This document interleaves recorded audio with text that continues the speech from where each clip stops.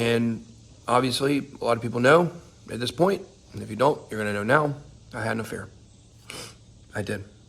And I know that I have a family brand. That's my brand, family. And this is my family. Was Ben Armstrong, founder of Bitboy Crypto. This news came out a few days ago where he disclosed an affair. Now, here are my thoughts. I think personal matters like this are no one's business, but I think this news release was strategic, and given that he is a well-known figure in finance and technology, with that said, I think it was a golden moment to come out publicly with the information before the other side tells your version of your story, or you have heard of blackmail scenarios or possibly a third party having access to that information. Especially when you are online, it's important to understand that everything's monitored. And quite frankly, though I use VPN, I don't trust them. They may say your data is safe, but how do you really know? Lesson learned here. Obviously, cheating is frowned upon, though there's a lot of wild activities everywhere at the moment. And the second thing is to come out when you feel you have the need to. As a disclaimer, I do like Bitboy Crypto's content and see this as a nothing burger. In the video, he did share light of his substance abuse issue. I haven't done cocaine, haven't done meth, haven't done drugs like that. Didn't relapse. But I've been taking diet pills and I've been taking some steroids, some stuff that I thought was helping me. It helped me get my body in shape. You guys know I was very out of shape. I was doing everything I can. It was not in any way, shape, or form tied to meth or cocaine, as several content creators spoke of, but with steroids and diet pills. I think he will move on after this, as he is a fighter for this space, and it is nice to see his wife standing right beside him. So many times we see couples just breaking up, moving when events like this happen. His wife simply shows a lot of respect and character, which is something that does not seem cherished in our society today as far as couples staying in a relationship that is like this. And in the last few minutes, he came out with a public statement issuing that the name Bitboy Crypto is dead on his part. What does this really mean? Let's play the clip. Bitboy as a name for me is dead.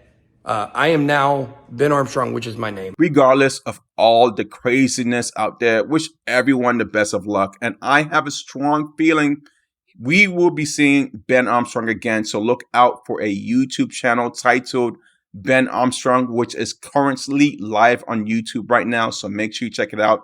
If you're a fan of his in the past, hey, go ahead, subscribe. He might have a second channel called Ben Nation, and you heard it here first. Now let's go to more active news within the past 24 hours, where JP Morgan released a statement stating that Grayscale legal win versus the SEC makes the spot Bitcoin ETF more likely.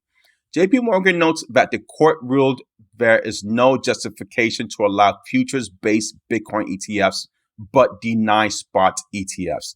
That's highly significant because it implies that the SEC, to defend its denial of Grayscale's proposal to convert GBTC, it would have to retroactively withdraw its previous approval of future-based Bitcoin ETFs. And to make matters even more comical, guys, because this is getting so absurd, futures-based ETFs tend to be more risky. So at the end of the day, who is the SEC really trying to protect here?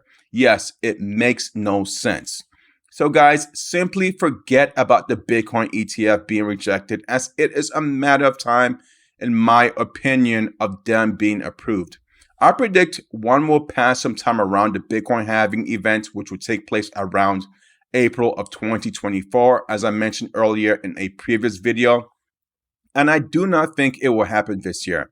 However, when it passes, expect a flood of other financial instruments around blockchain to be put at certain stage, such as with Ethereum and possibly Solana.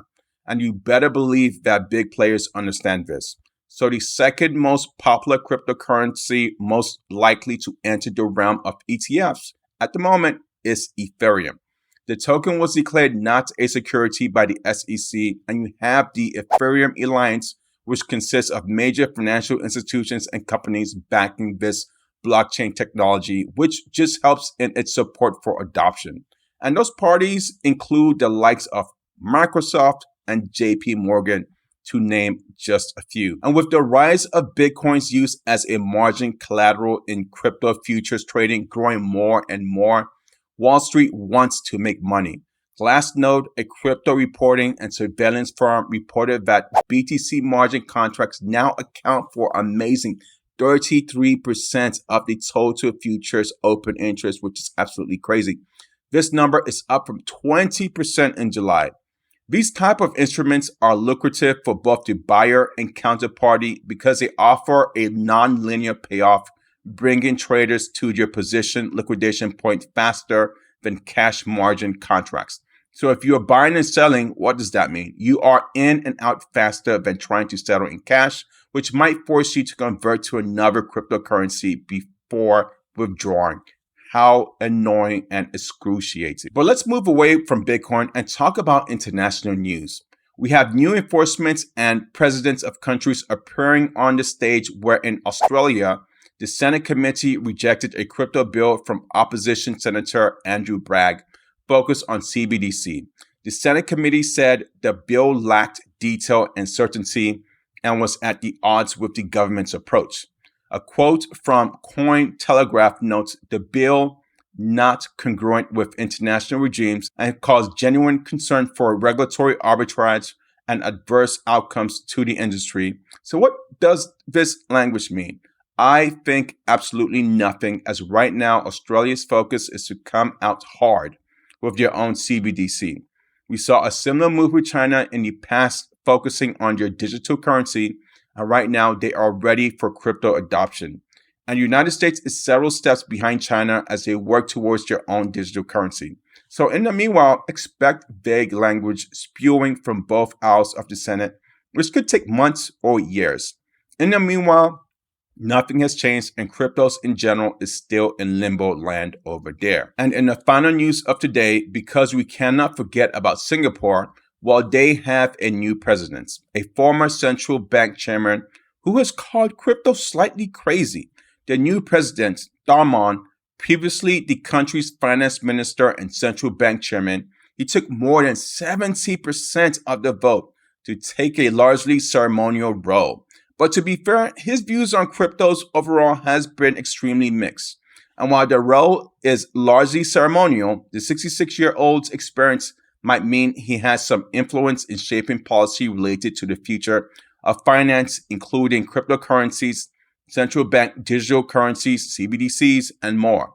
Singapore has gone from being an early adopter of crypto to a jurisdiction trying to find the right regulatory balance after the collapse of homegrown crypto darling, Terra Labs, and 3 Arrows Capital, while Darman was chairman of Singapore Central Bank, the monetary authority of Singapore. This news is important because Singapore has been very crypto-friendly in the past, but maybe the time is to be strict or offer guardrails. Let me know what you guys think. And that is all I have for the crypto news. I was going to mention a platform that got hacked too, but if you have been in this space for at least 2 years, this type of news should not surprise you. Not your keys, not your cryptos. So get your cryptos off these exchanges or from these entities before they disappear. And we also have the Binance head of product news also leaving, which is no surprise because there is always rotation from that firm. So be vigilant because you don't really know what is going on. And I'll see you guys later.